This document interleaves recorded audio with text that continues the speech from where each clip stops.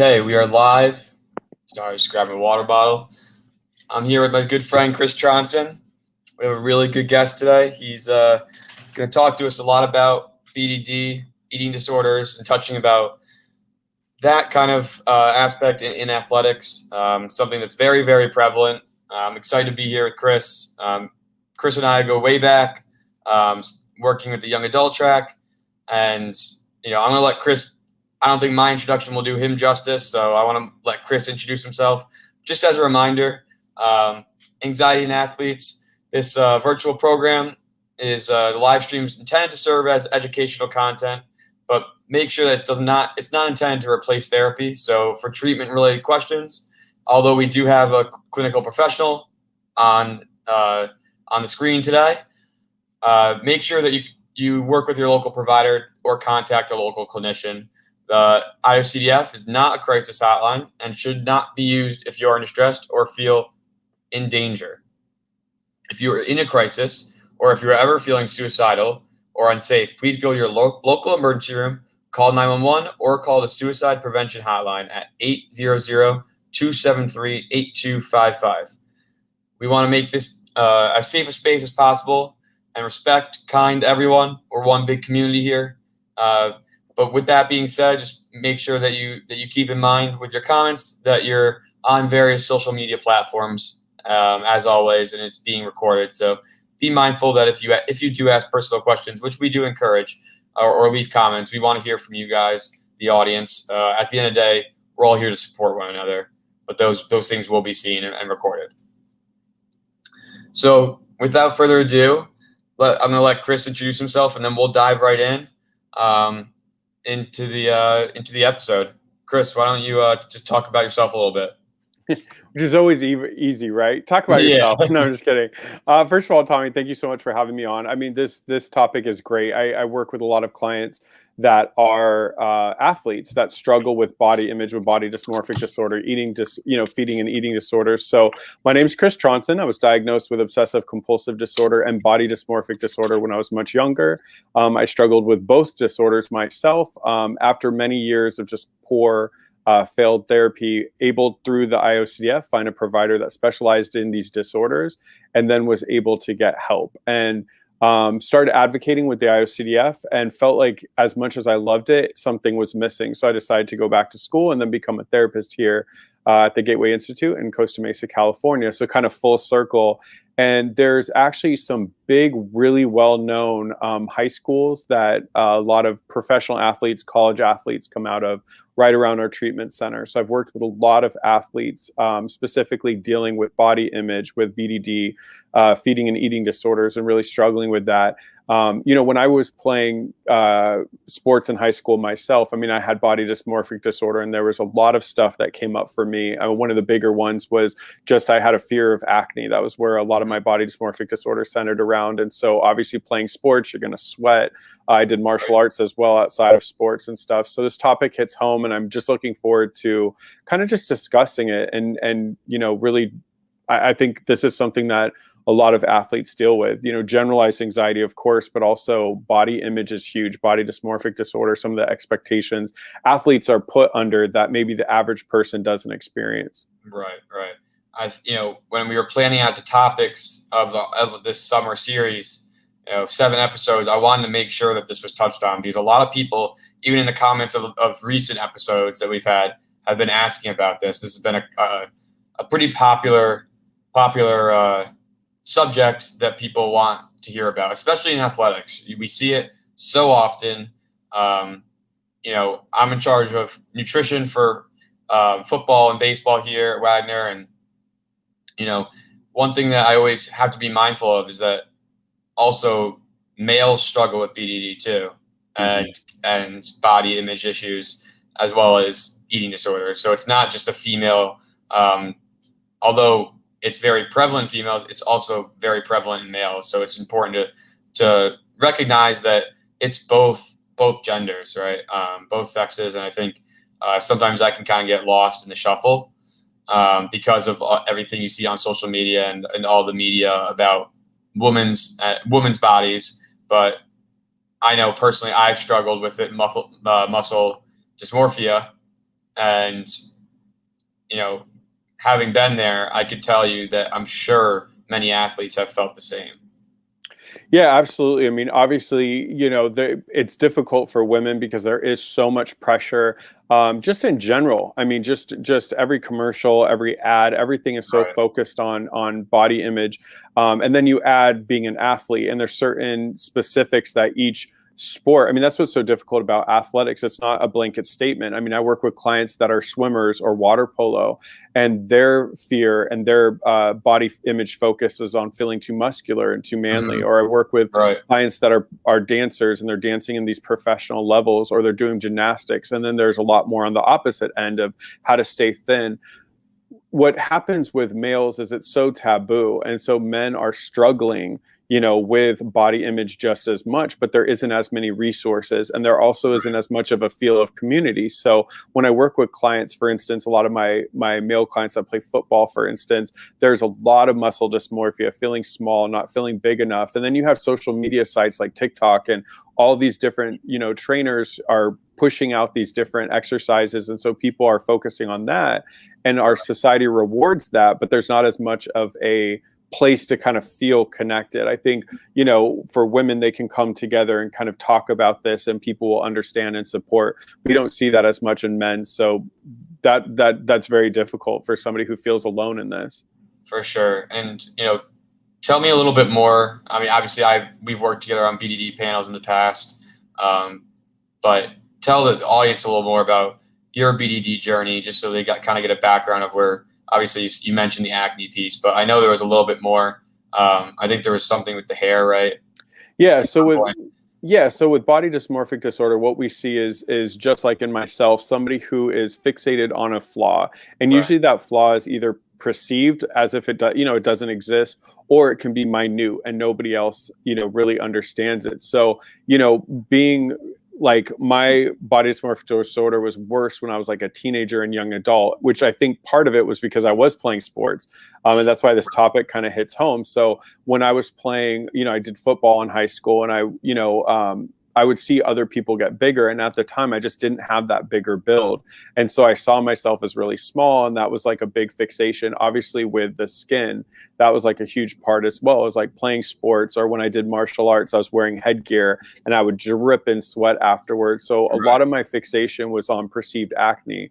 And I would go to these different dermatologists saying, I need to get on Accutane. I need to get on Accutane.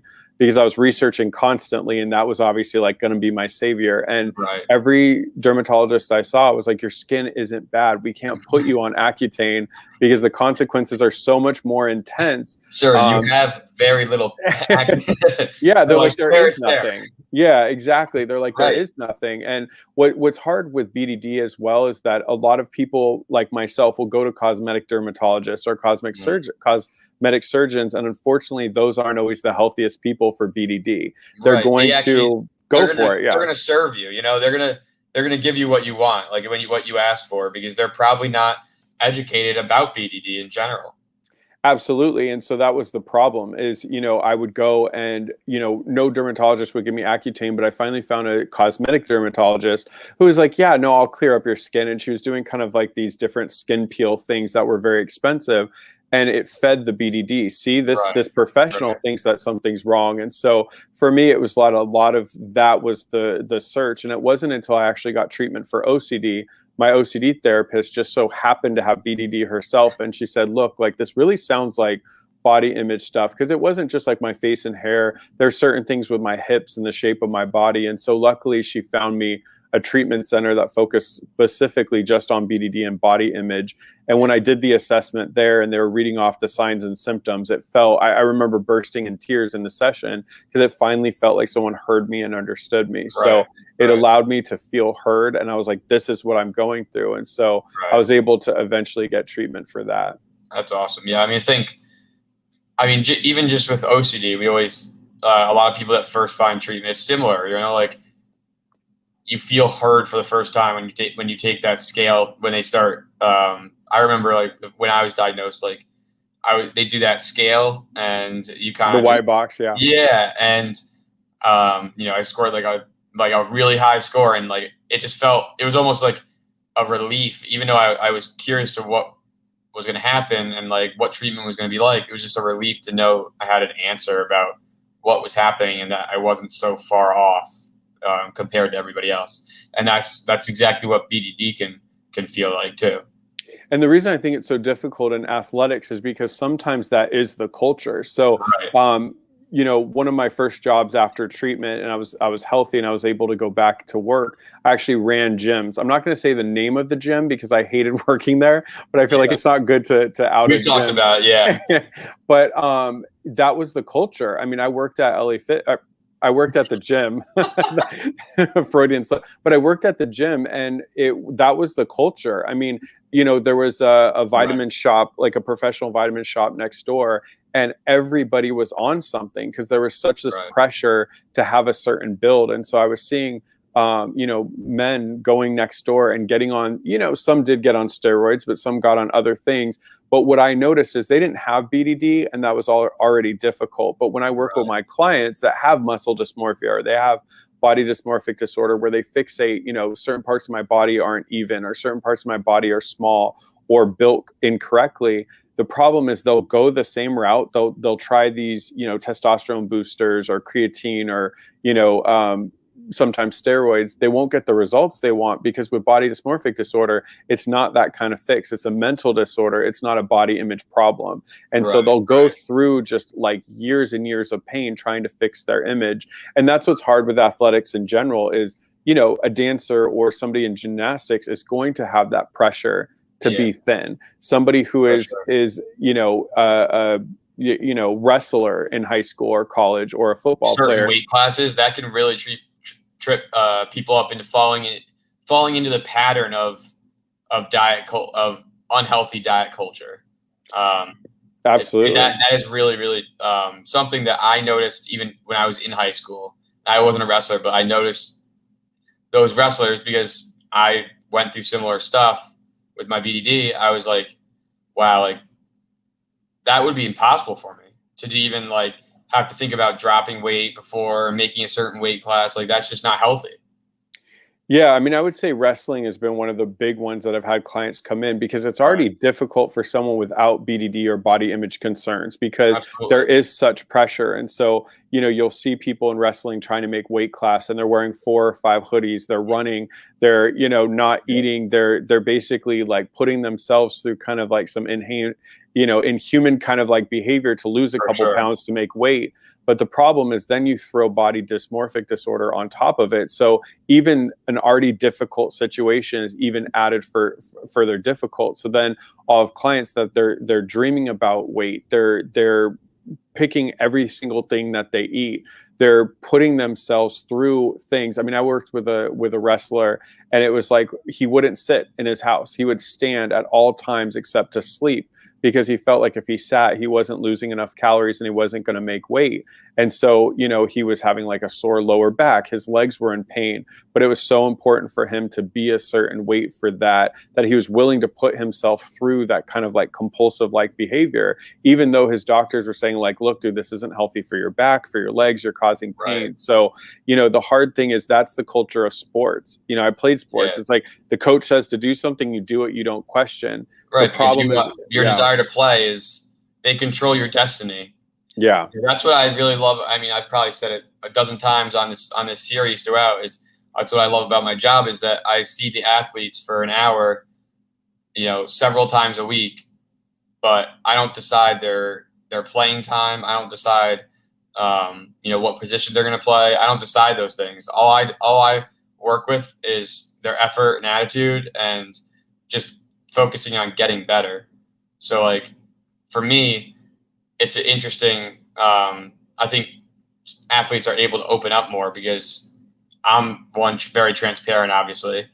And two, just the way, you know, the college strength coach is the position he's in or he or she is in is really special and unique because they're not deciding those factors of playing time and that kind of thing. So the athletes are able to be themselves more. So that's why I think it's so important for us to kind of recognize the signs and symptoms of BDD, of eating disorders, because chances are the head coach and assistant coaches, sport coaches, probably aren't going to notice those things because they're probably going to hide it from those coaches the most because they're afraid that it's going to result in lack of playing time or negative consequences. I know when I was going through the thick of my OCD and my BDD, I definitely didn't want to open up to my coach. I remember freshman year, I was running to the locker room every 5 minutes to go to the bathroom, but I was really just going to close my locker door another 25 times. But I couldn't tell my basketball coach that. There's no way. But if I had somebody, another resource that I trusted, or if that coach could kind of tell the signs of what was going on, maybe I get diagnosed earlier. Just things like that of creating more awareness. And I think it's interesting because when I got my master's in exercise and sports science, I took sports nutrition classes, and there was a unit on eating disorders, but it wasn't a main focus. And I'm not saying it should be the whole. There's a lot to cover in that type of class. I get that, but I feel that as strength and conditioning professionals and someone that has a nutrition certification and has a master's, that should have been more prevalent in my coursework because these are real life problems and real life things that we need to be able to be out on the lookout for. Yeah, I mean, in sports, like when I played sports, when my clients play sports, obviously there's always going to be like the trainer. You're going to, if somebody's injured, go to the trainer. I know in professional sports, they do sometimes have a sports psychologist, but Right. It isn't a focus in that. And, luckily, obviously, like the clients that I have that the parents are noticing stuff and have them come see me are getting kind of that mental health component. And in your case, like being able to, pass on your knowledge and your experience with the people that see you. But there's so many kids playing sports that are pushing themselves to extremes because you got to remember, I mean, what makes BDD a disorder, that's why there's a D in that in the title, is it's going to be extreme. It's going to put them in a situation that's causing conflict in their everyday life. And so the problem that happens is you're already pushing yourself in athletics, and that's the culture. It's like Nike, just do it, like no excuses. The problem is add BDD on that, or anxiety or obsessive compulsive disorder, and people are taking that to a level that is no longer mentally and physically healthy. So a client that is going to be dancing. And there's a couple of different Russian ballet centers that are dance, centers that are out here in our area. Right. And the stories that I hear from my clients are intense. There is no kind of culture in dancing athletics that is like, hey, find a balance, eat dessert on the weekends. It's very, very harsh. And so, they come in here and they've been fed these dreams of dance, and it's the most important thing. And then I'm trying to work with them to kind of, let's look at this from a more healthy lens, but they're getting feedback of the opposite. So I do think that's one of kind of like the next stages that would really help athletics, is having somebody who understands the mental health disorders that are typical in that population to be working to kind of notice those things ahead of time and catch those things ahead of time before it becomes a disorder. I think for me, I think, you need someone even more than me, though. You know what I mean? Like strength coaches that's past their, their, I won't say pay grade, but like their knowledge. You know what I mean? Like I obviously have dealt personally with these issues and have gone through similar things. So I know, but I would never say, oh, let me help you with that, or let me treat you with that. I would refer them to somebody and help them and get them help. And then obviously let them talk and listen, but we need people in the right places that are going to actually help treat them. And I think that's also been something that is a little bit iffy especially in college athletics, is getting help, finding help, and even asking for help. I feel like once you ask for that help as an athlete, you're often looked at by teammates. Maybe not teammates anymore. I think people are getting a little bit more empathetic and knowledgeable about mental health and about especially like our age. But I think coaches immediately put a red flag on you when you start asking for psychological help. You know what I mean? Like they hear the word psychological and they think like, oh, there's something seriously wrong with him or her. Like we need to bench them or not let them play. And I think that really it's the same as going to get help for a sprained ankle. Absolutely. I mean, that's the hard thing is like when you play athletics, you know, playtime, starting, all of those things are some of the most important things to you. I know, like when I think back to high school for me and for college before, you know, my own mental health got too bad, then I had to drop out of school. But when I look back to that, I mean, friends, dating, and athletics were the three most important things to me. So, you know, playtime, starting, et cetera, was some of the most important stuff. And so if at any point I would think that my mental health would potentially damage that, I'm gonna bury the mental health stuff because I don't want to be seen as like not healthy to play. And so that's the difficulty, is that's the culture as well with mental health in general, but you know, especially in athletics. The other thing that I wanted to bring up is one thing that I see with my clients as well is like when they're dealing with the mental health struggles while playing the sport, sometimes they're okay because they're like, okay, I have a community. But the other thing is like I'm working with people that maybe they played athletics in high school or college and are no longer playing anymore, and they don't feel that support. And so one of like some of the sports specifically I see in that is, you know, in women's softball and women's wrestling and women's swim, women's water polo, because at the time, you know, all of them are going to build a lot more muscle. Those sports have women build a lot more muscle. Absolutely. Or gymnastics with their legs, etc.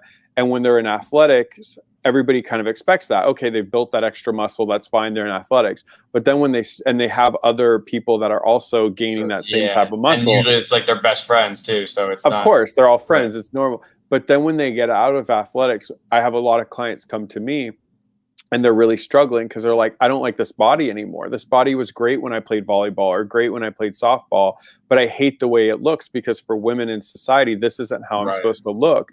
And so then I have women going to extremes where they won't lift anything. I worked with clients before that won't lift stuff because they're afraid of gaining muscle, you know, so they won't even open doors because they're afraid of gaining muscle because they feel like they look too masculine.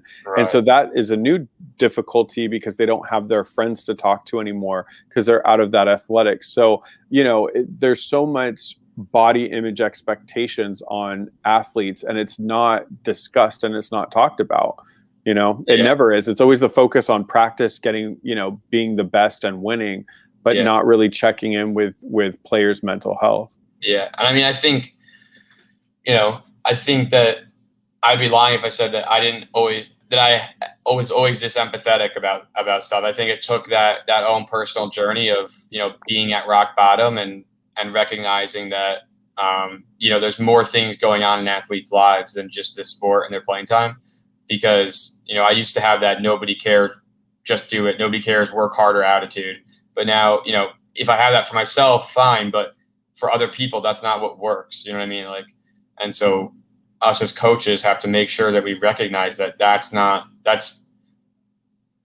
old time, right? That's ancient. That's ancient thinking. Like, just because the way we went through it worked for us doesn't mean that it's the right way to do it. And like, there's more ways to do it. And another thing that I really like that you brought up is identity, right? I think we always talk about identity with OCD after you go through treatment with your OCD. I know I personally felt like I literally got about like 12 hours of my life back each day, and from not doing compulsions. And you almost don't know what to do with that large chunk of time because you've never had that much time. And I think it's similarly very, very similar to how the athlete, you know, they play, especially high level athletes that make it to the college level and the professional level. They play these sports up until they're, you know, they started a lot of them when they're 6 years old, and then they play them until they're 22, 23. And then all of a sudden, unless you're an NFL player or an NBA player or going to the Olympics, it's usually over after college, right? Like, there's not a lot of professional sports outside that, or, you know, there's hockey or so, like but the people that make it to those leagues it's like 0.0003%, right? So it's very, very unlikely. And it's a tough pill to swallow for a lot of athletes that the cleats get hung up and the ball stops bouncing eventually.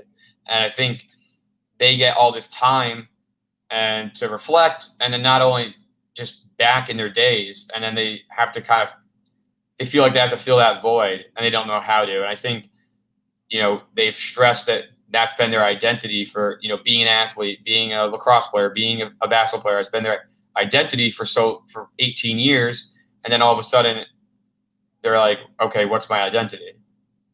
Yeah, that's huge. I mean, that's a huge topic you just brought up.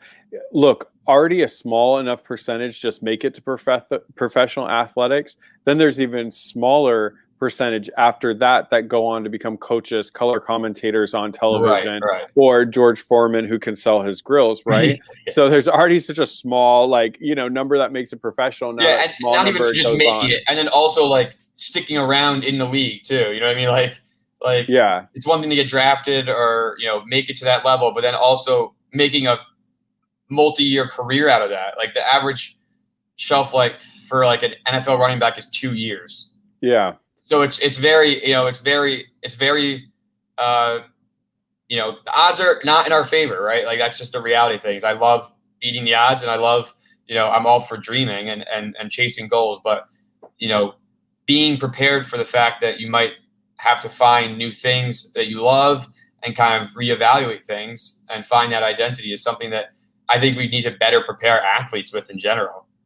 Absolutely. I mean, I've seen specials on athletes. Like a big thing is after they finish their professional career, going bankrupt. I mean, that's not even something people talk about, is just like the spending habits, but a lot of it is fall into depression.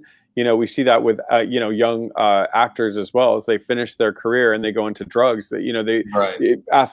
For athletes, they receive such a dopamine rush and such a high from what they do.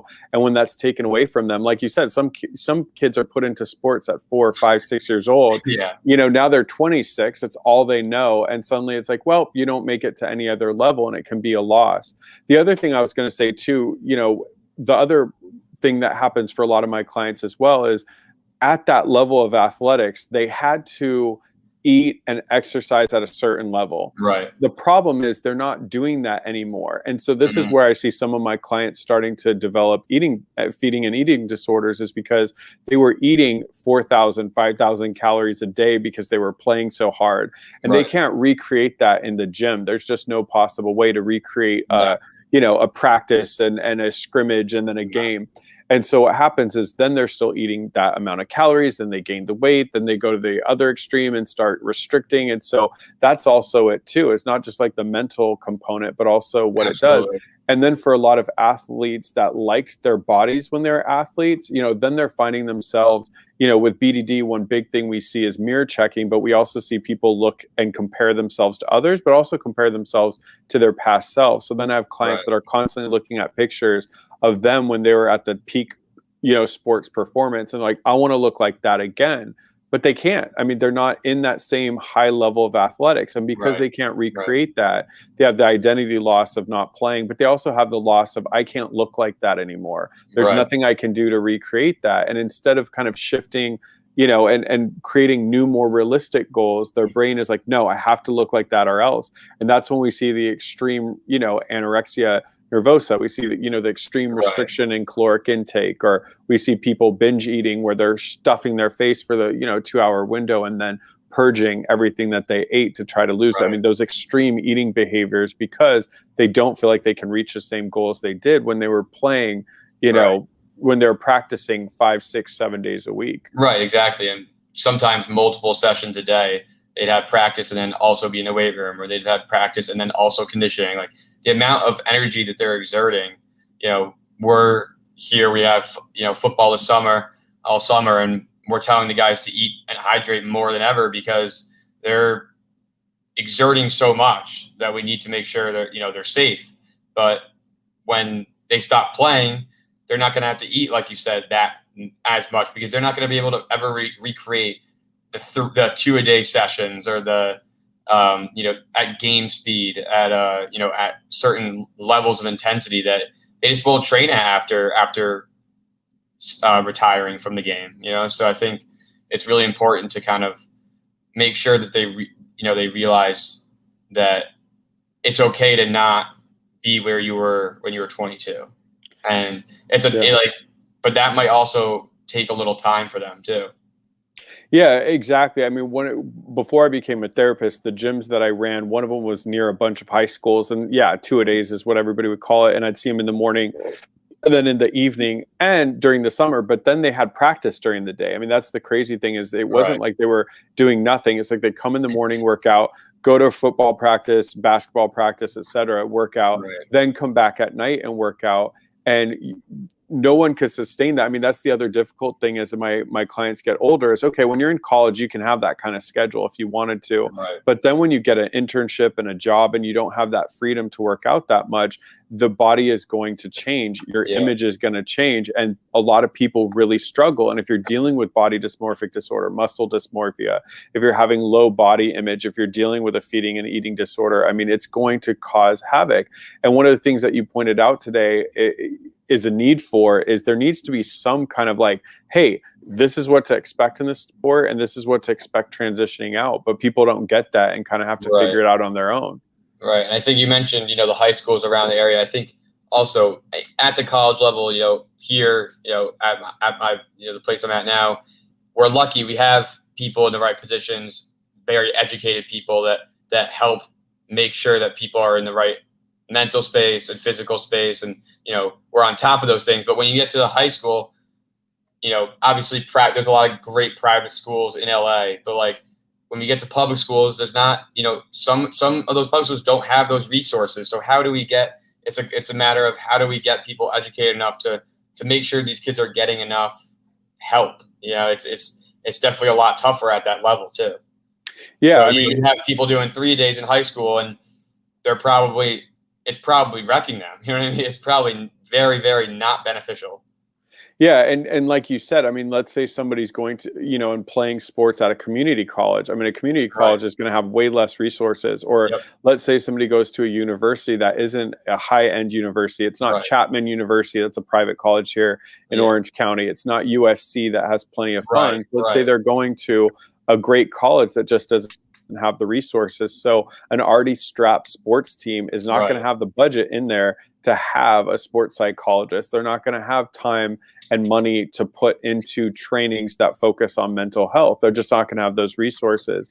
And the person might not have those resources in their family. And so suddenly they're getting no kind of mental health. And so the problem is, the body image component doesn't just last like when they're an athlete. I mean, there's so many stuff for a lot of people that happens before, during, and after. And after, you're right. Yeah, and so they may move on. The other thing that I'm noticing more and more, and even younger clients, I mean, I'm noticing like, parents bringing in 10-year-olds, 11-year-olds, 12-year-olds that are playing sports or doing something athletic that are coming in and already struggling with body image. I think that has to do with a lot of social media now. Like I didn't have social media when I was 10 years old. You know what I mean? Like I wasn't on Facebook until, partly because I was going through treatment. I wasn't on Facebook until like junior year of high school. And I think like these kids are getting access to media and to things to compare themselves to and expectations so quickly and so early on that it already is registering in their brain that they need to be that. Absolutely. I mean, the thing is, let's say you're at high school, you're at college, or let's say you're, in professional athletics. You're going to notice, like in the real world, you're going to notice that, okay, this girl has, amazing body and looks, according to people, and she's getting attention, et cetera. That's on a normal level. But now you go on social media and you're looking at certain people that look a specific way, and you can tangibly count how many people have approved this picture with likes and retweets and comments. And so people are getting it shoved even more in the face. Like, this is what society likes. And so if you don't look like that, then it feels as if there's something wrong with your appearance. And if somebody has anxiety or a body image disorder, et cetera, they're going to take more extreme measures to get to that. So yes, people that don't have an anxiety or an OCD related disorder, sure, maybe they still may diet and exercise, but somebody that's dealing with body dysmorphic disorder, body image, et cetera, they're going to put themselves through things that are extremely unsafe to try to reach what they see. And then there isn't, one of the things I do with clients is try to educate them on things like Facetune and Photoshop and lighting and angles, but that's not something you learn in high school. So you're looking at these pictures of these people in incredible shape. It's 100% real. Absolutely. Yeah. And I think, not to cut you off, but I think that, that's a really interesting point, because when we look at social media, social media is great because it connects people and, it can bring people together, but also it's the highlights of people's lives. Like, I mean, for us, like we post vulnerable posts, right? Like we post things about, our mental health and things that we've gone through because we're advocates for the IOCDF and for the OCD community. But generally, people don't post the lowlights of their life, right? They don't post the bad days. They post everything that's going well in their life. And I think the more and more kids see that, they form these expectations that they should be at that level too, and that's normal life when it's really just the highlights of that person's life. Yeah, I consistently. But just as perception's reality. Of course. Yeah, I consistently tell my clients you cannot compare your real life to someone's highlight reel. Right. And so when you're looking at social media, you're seeing the best of, you're seeing the polished. You're not seeing the broken nights, the crying, the waiting at the DMV, the spilling soda on your shirt. Like people aren't posting those kind of things on social media. They're posting their best. And so, and you look at, the other thing when it comes to body image is you look at advertisement. Like that's one of the things that, I've spent a lot of time researching because I'm so interested on how advertising negatively impacts body image to athletes, obviously, as well, but people in general. And, especially let's look at the kind of things that are pushed to athletes. You're going to see people in incredible shape in all of the adverts for Nike, for Reebok, for these companies. And so if you're somebody who's into weight training or wanting to get into, lifting, you're going to see all the advertisements, the YouTube celebrities that are kind of getting the most likes and views and doing the most kind of like putting out different, workout trainings and stuff that people are watching. They're all going to have that 4% body fat, that perfect, image. And so that's the problem is, people will put effort into a gym that, when you have BDD or you have body image, you're going to neglect time with family, time with friends. You're going to neglect other hobbies because your focus is that. And so general advertising is already unhealthy enough to make people feel inferior enough that they'll buy the product to gain the look that they want. But now you throw in body components to it. You throw in athletes and stuff. When you look at an advertisement, nobody ever has wrinkles. Nobody ever has bad skin. Nobody's ever balding. Nobody's ever overweight. The commercial's about fixing that. Yeah, exactly. It's edited out. So, with athletes and people in general, I mean, body image is difficult. And the thing is, it's such a $1 billion industry that, nobody's going to one day wake up and just say, let's just drop it down. So we got to have we got to have enough of a loud voice in the mental health community to let people know, like, this is not normal.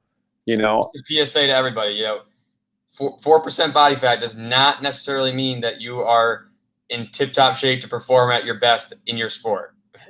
Yeah, I've and seen it also athletes that are 15 to 20% body fat that are phenomenal athletes. It's not, doesn't mean 4% doesn't mean that number does not mean that you're going to be the best athlete you can be.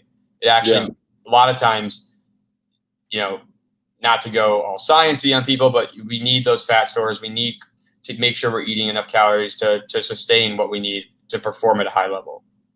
Yeah, and it makes me think of another topic. I mean, I have athletes that don't look like athletes compared to what people average think. I think of some women that do sports, for instance, they'll do shot put or they'll do different parts of like track and field. Or when I'm working with a client who does football, but he's a linebacker, so he looks overweight, that's the hard thing as well, too. Going back to that identity component, because we have a certain image, I'm thinking of, I don't know why his name's slipping me, the famous swimmer that's won every medal. And Michael Phelps. Thank you. Michael Phelps. I mean, not every athlete has that kind of body. Right. And so that's like another thing is, my clients that are female wrestlers, female track and field, and that type of body wouldn't be optimal for that sport. Exactly. You get pushed over. You know what I mean? Like, yeah. And but it works for his sport because it's an endurance sport or a sprinting sport, and he needs to have you at that body weight. But a linebacker needs to be able to shed tackles and tackle running backs. So like a lot of times the body weight thing, we get so caught up, athletes get so caught up in it, but it's very specific to their actual sport. Yeah, and that's the hard thing. It's like I've worked with female weightlifters, and I saw female weightlifters when I ran gyms, and the hard thing is that's one of the things that they discuss as well in sessions is, people call me fat or make fun of my image. Meanwhile, I'm an athlete that trains harder than anybody else, but I don't look like an athlete. So I get treated like that too. So that's even another thing is like the expectations of what you're supposed to look like as an athlete is also difficult. And if somebody doesn't fit that, they feel like an outsider in their sport. They're seeing, maybe sprinters that are, muscular and thin getting kind of accolades and, oh, she's so athletic and she's this and she's that. Meanwhile, there was a female Olympian who, I'm so bad at track and field. It wasn't shot put. I think she throws like the hammer, but she doesn't look what a typical athlete wants. She just won gold in whatever she was doing. Exactly. She just, or she just qualified for the Olympics. And so that's the other thing is we got to recognize that there's some people that play sports that don't have the body image. Strength-based and some are endurance-based and some. So you're going to have different body types, and there's not one optimal composition for any athlete. You know what I mean? It's very specific to sport. So I think it's a really good point to bring up, and I think it's something that I, myself personally, that I should hammer home with athletes of specific sports, right? Like, telling my swimmers and my the shot puts and football players that it's okay to be at this body comp because it's going to help you for your sport. Like, you don't have to be Michael Phelps. And I think just kind of recognizing that what works for each sport is very, very unique for that individual sport. Guys, just if you have any questions, feel free to sound off in the comments. We'd love to hear from you. And I think, one thing that gets kind of lost is how hard it can be to perform in your sport, actually, like while you're actually going through and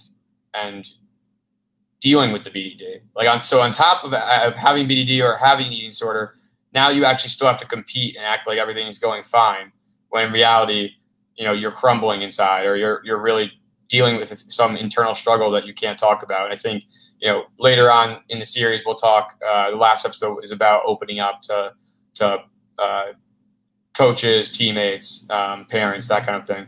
But I think it's really important to be open, because I know for me, like, if I was late to practice, or if I was dog tired from fighting my OCD, fighting my BDD, and those obsessive, intrusive thoughts, those disturbing thoughts, it seemed like I wasn't giving my 100%, but in reality, I was giving 180%. I was giving everything I had, but I just had 70% of my, 30% of myself left in my tank. You know what I mean? I was giving all of that 30. I just had nothing left. And I think to give. And I think, that's definitely something that a lot of athletes struggle with too. Well, you made a good point too. There's such a mental component to sports. I mean, it's not just a physical muscle movement. And like when I played sports myself and as a kid, and then obviously in high school and college, when I played sports, I mean, that's a mental game. Like there's a lot of visualization that goes into it. There's a lot of strategy, in all sports. And the problem with having a feeding and eating disorder, the problem with having body dysmorphic disorder, muscle dysmorphia, having body image concerns, all of those different things, that's draining. That's exhausting. So now you're trying to both physically keep up with the eating disorder, or physically keeping up with BDD, but now you have to mentally keep up with that and mentally perform. And then a lot of people are student athletes. Obviously, if you're a professional, you're not a student anymore, but there's a lot of student athletes. So then they're also having to focus on academia while focusing on body, image, while focusing on sports. And so all of that is coming to a head. Throw in head. Dating and social life there too. And then it's just, it's a wrap. Exactly. All those different, different roles, family roles, etc. Right. And so it really weighs on people. It gets people to a point that they sink. And that's what I see a lot of times is because in athletics, we're so pushed to go. I see that. And then a lot of times what happens is, the person doesn't want to admit that they need help. It's not the culture in athletics. And then they just crash. And that's when they're finally open and susceptible to getting treatment and getting care. But obviously we don't want people to wait till they hit a rock bottom type level before we can get any kind of help. Right. Because then at some point it might be too late for somebody. And I know we've both seen it, and it's one of the toughest things to see someone get kind of swept away by what they're dealing with, and it being too late and not being able to reach them fast enough. And I think that's definitely something that, not just us in athletics, but just in every avenue, needs to improve.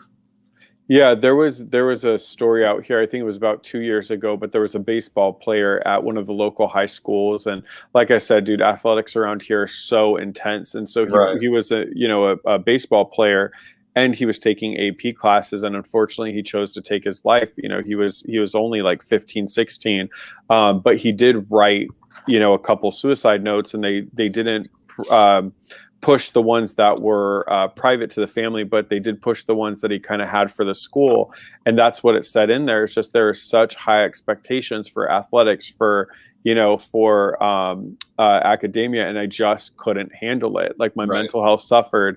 And I was being told by coaches, you'll never make it if you don't play better. You'll never make it if you don't get a better grade. And so we got to recognize that there's a lot of pressures on athletes, student athletes, professional athletes. Add OCD or BDD or social anxiety or generalized anxiety, trichotillomania. I mean, adding any of these disorders on is often the weight that kind of knocks and tumbles everything over. So it's important to notice the signs. Absolutely. Right. I'm interested to hear, from your experience, a lot of times what we see at the end of the high school level or like middle high school, you see kids get burnt out, right?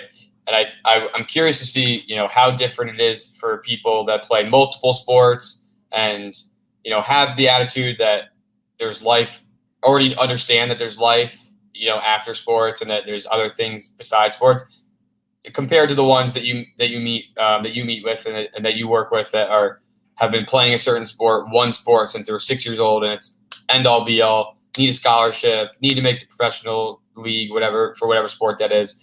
I'm interested to see, the burnout rates, because a lot of times we always preach like play multiple sports, try a lot of different things, because it's going to contribute to your overall well-being, but also just it's going to physically make you a better athlete, because you're going to be moving in different planes of motion and at different athletic levels, but also it's just going to cause you not to get so burnt out and putting your eggs in one basket. And so I'm interested to see, because where you are in Orange County, I think such a prestigious place. Like I'm sure there's people that are hammering that one sport their whole life and just can't take it through high school and I just get very burnt out.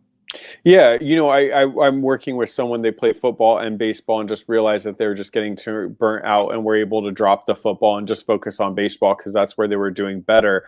But, so there's less of that. But I mean, there is such a high burnout rate for somebody that was like born and raised into a sport, especially if they have family pressure. So, if their dad's been their coach, or they have two older brothers that played the sport and then went off to college and got scholarships, or a family that's low income where they're expecting their child to play good enough to get a scholarship because that's the only way they can enter college. And the problem is, as in athletics, is I always think of like, when my clients are talking to me about their athletic journey, it almost to me sometimes sounds like a frat. There's this idea where it's like, you enter a frat and it's, it's not looked highly upon to quit. It's the same thing in athletics. It's like, I remember when I had people, even on my own sports teams, quit. We almost looked at them as less than. Are you joking? Like, who do you think you are? Like, yeah. Because in athletics, it's your whole world. That's how it's made to feel. And so when people would quit or people would drop out, we almost looked down on them. Like, you gave up. Oh, he used to be on the team, but he quit.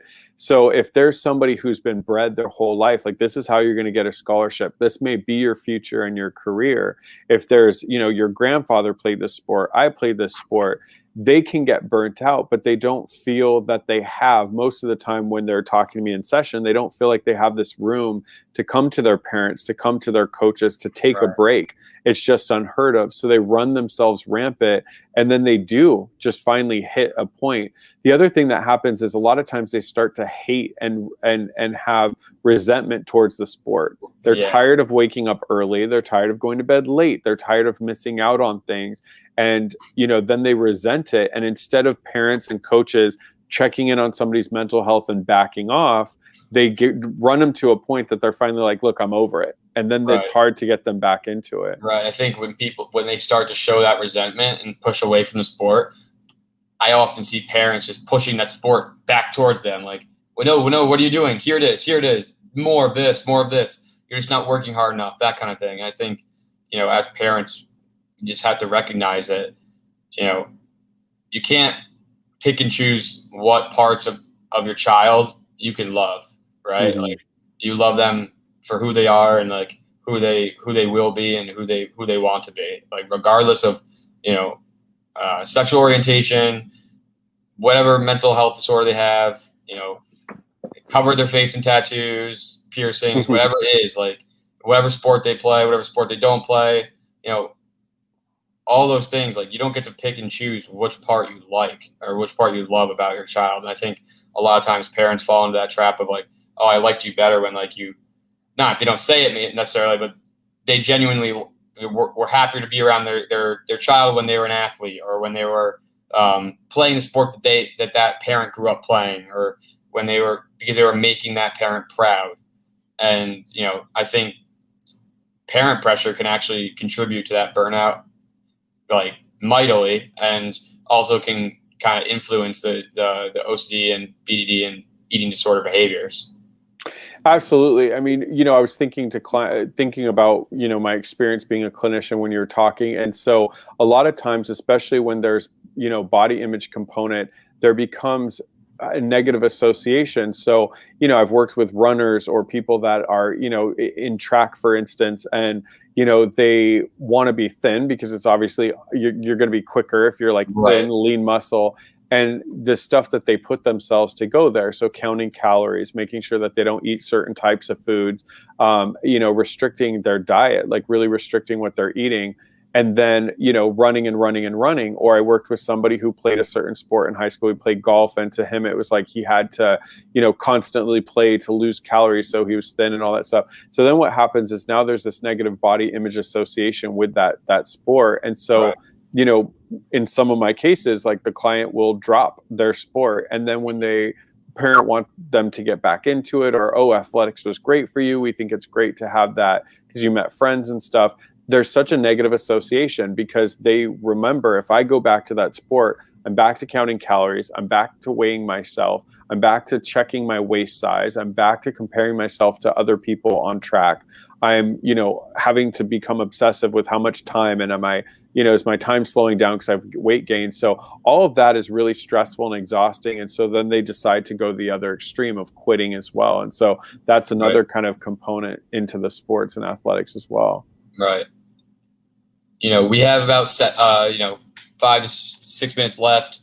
I'd like to kind of, wrap up, the next 5 to 6 minutes, kind of ask you, if you were, if someone came to you about burnout, what would be your best advice for them when they feel like they're kind of at their breaking point with their sport, the pressures of it, and internally struggling? What are some avenues they can kind of they can go down to get help or help themselves if they don't feel able to seek the help? Yeah. So luckily, if somebody does come into my office and we're talking about burnout, and let's say it's specifically around BDD, body image, feeding and eating disorders, right. If they're open and willing, I really ask them, let's put a pause on the sports for right now. Let's really focus on, or you can still play sports, but maybe you're not going to go to the competition. So I've worked with clients with that, where it's like, okay, why don't you go to the practice? Why don't you go to like the scrimmages? But let's not compete right now. Let's get your mental health right, because then you'll be a better athlete. And so we work on utilizing cognitive behavioral therapy and other treatment modalities to get the BDD, the feeding and eating disorders, body image, muscle dysmorphia under control. Because as you stated earlier, trying to balance both is part of the exhaustion period. Once we've created healthy skills, once we've created tools, once that person feels more balanced, then it's like, okay, what are you expecting of yourself? Often people put such pressure on themselves, and it's like, okay, let's look at that. Do you recognize that extreme thinking is making you burnt out? And so my hope is they'll work through a treatment program to when they finally finish, they start enjoying the sports again. They're not so harsh on themselves if they don't win. They do their best and they really kind of put the work in, but they don't make it their whole life. The problem is if somebody's not getting help and they're, you know, kind of balancing all that on their own, they're going to have a crash and a burn. And so, you know, I've worked with people that have gone off to college, they've gotten on a sports team, they can't handle the stress of not being at home, the athletics, the body image, the dieting, all that. They end up having to drop out of school and coming back home. So I always talk to my clients and say, you know, what you're doing right now is on a path to have everything fall apart anyway. So let's slow it down. Let's work the treatment. Let's get you a program. And then you'll be able to handle sports and go back to enjoying it. It's a very different mindset after treatment. Right. Absolutely. Absolutely. I think if I could add also, I think a big part of I think a big part of it too is, you know, I always kind of think of like action items, like what are the steps that need to happen. And I do think, you know, obviously I know budgets are tight, you know, for every level of athletics. I do think the more and more professional athletes come out and are very open with, you know, different, you know, eating disorder components or body image or muscle dysmorphia. I think the more that, you know, people, we worship and we look up to professional athletes. So I think the more, I know that the Olympic boxer, I always fear saying her name because I don't know if it's Ginny or Guinea, but like I know that Ginny, you know, I know that she's done a lot of stuff about her mental health. She was just on Oprah, did a special on it. So athletes that do things like that are going to start to help change the culture. But I don't always like to rely on celebrities because I think that's a main way to get the word out, but the work has to be done on a local level. And we have to figure out ways to get, you know, more and more colleges, high school, professional athletic teams to make sure that the mental health body image component is put in there, you know, and that way what we'll start to see is people on the ground level getting, you know, things diagnosed early and being able to get the care that they need before it's full-blown disorder and they're unable to function. Yeah, no, absolutely. I think, you know, celebrities coming out and talking about their mental health struggles is excellent. You know, there's a total need for it and it's going to help a lot of people. But a lot of times people don't necessarily feel like, especially high school athletes or, you know, youth athletes, lower level college athletes, like they don't feel as related to celebrity professional athletes that have millions of followers and make millions of dollars, right? So having people at a more local level, smaller level, people close to them within their community come out about their mental health struggles might end up actually being more effective long term, in addition to the celebrities coming out and talking about their mental health struggles, just because it's just a little bit more relatable and a little bit more, you know, intimate, and you know, they're able to recognize that they're both very similar.